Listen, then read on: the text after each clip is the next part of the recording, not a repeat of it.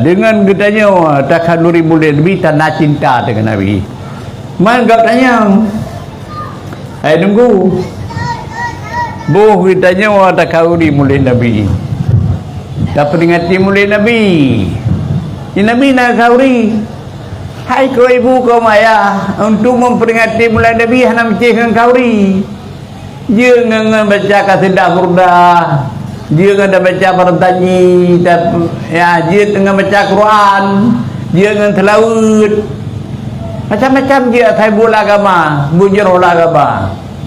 Ya, cuma Nabi katanya, nah peringati lahir dengan puasa, tak puasa, ini Nabi, ya ban, puasa hari Senin, kepada Nabi puasa hari Senin. Wa yauma ulitu ya uranya urulahi dulu Nabi. Ya, jadi berjamanan ya punya Nabi ngan puasa. Ngan puasa Nabi urus Senin peringati lahir tempat Nabi lahir urus Senin, hormati urulahi kanya.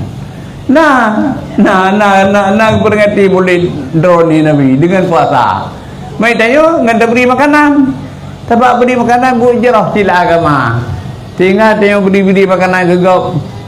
Tanda tengok ada rajak haji kan. Tanda terima haji. Nabi nanam sabda dalam sebuah hadis. Al-hajjul mabrur la yabsal jada illa jannah. Punya haji yang diterima hana balasan lain melainkan surga. Ya kan.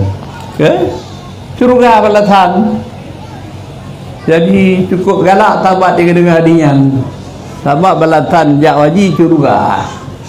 Jika katanya kepada Nabi, si kait haji mabrur, haji akan haji biasa. Haji yang diterima.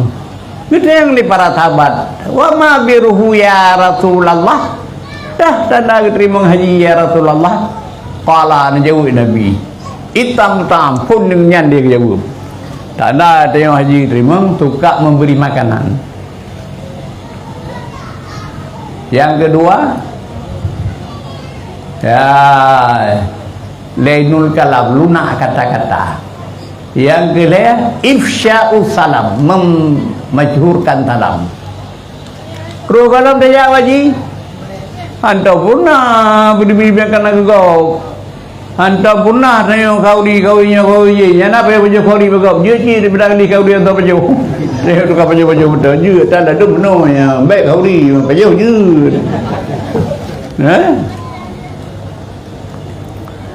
program rejak haji hantau tapi semua tahu haji kan macam kauri bagusnya tanda salah satu tanda haji kah diterima.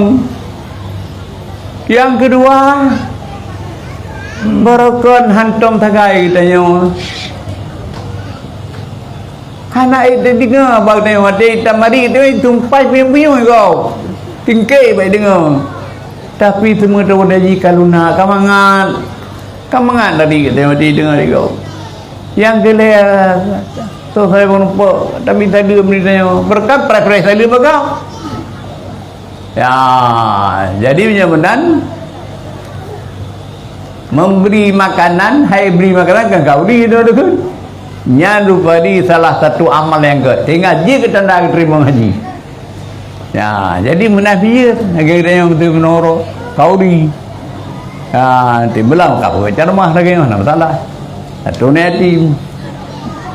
Jadi baca-baca mata tujuan memperingati mulai Nabi lan cinta ke Nabi. Mencintakan Nabi, man nahabbani kana ma'i fil jannah. Tu cinta kedon bukan Nabi. Nyan hambanya tengah tepat kedon tengah nak surga. Ya.